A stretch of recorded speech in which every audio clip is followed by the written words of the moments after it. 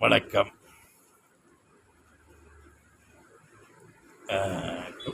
நாம் பிரயாணம் பஸ்ஸிலோ மற்ற பிரயாண நிலையிலே குழந்தைகளுக்கு இது உண்மை நிகழ்வு ரொம்ப முக்கியமானது. ஞானத்தோடு நம்ம கடந்து போய்கொண்டு இருந்தாலும் நம் உடலும் உள்ளமும் இரண்டையும் பேணி காக்க வேண்டும். அது ரொம்ப முக்கியமானது. இது 2 குழந்தைகளோட தம்பதிகள் பஸ்ஸில் பிரயாணம் பண்ணி கொண்டிருக்கிறார்கள். அவர்கள் புரோகித நிலையில் உள்ளவர். அந்த நேரம் பார்த்து அந்த ஒரு பையன் வந்து வம்படியாக பஸ்ஸு நின்றவுடனே இந்த அண்ணாச்சி பழம் அது வேணும்னு ரொம்ப அடம் பிடிக்கிறான். அவர் வந்து கற்பின்னதை எப்படி வாங்கி கொடுக்கணும்னு யோசிக்கிறாரு. ஆனால் அவன் விட்டப்பாடு இல்லை. சரி அப்படின்னு வாங்கி கொடுத்து விடுறார். குழந்தைக்கு சாப்பிடுகிறான். சாப்பிட்ட பின்னாடி ஒரு 10 நாள் கழித்து இந்த பையனுக்கு ரொம்ப முடியாமல் போகுது.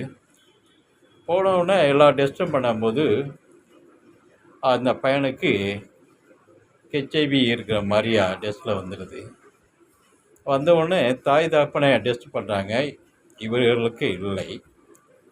அப்புறம் அந்த யாரை பாராட்டணும்னா அந்த டாக்டரை பாராட்ட வேண்டும். கண்டிப்பாக இப்படிப்பட்ட டாக்டர்களும் நம் மண்ணில் வாழ்ந்து கொண்டு இருக்கிறார்கள். டாக்டரை கண்டிப்பாக பாராட்ட வேண்டும். இந்த எம்டி தான் பெரும்பாலும் ஹிஸ்ட்ரி எடுப்பாங்க. அவர் கேட்குறாரு, எங்கேயும் பிரயாணம் பண்ணிங்களா, குழந்தைக்கு என்ன வாங்கி கொடுத்தீங்களா, அப்படி இப்படின்னு ஹிஸ்ட்ரி எடுக்கிறாரு. ஆமாம் சார், நான் இந்த அண்ணாச்சி பழம் வாங்கி கொடுத்தேன். ஓகே, அதுதான். அவன் அந்த பழம் விற்கிறவன் ஒரு HIV சார்ந்த நோய் உள்ளவன். அவன் எப்படியே சீவும் போது பிளேடால் கை விரலை தட்டி அந்த பிளட்டு வந்து இதில் ஜாயிண்டாக இருந்திருக்கு.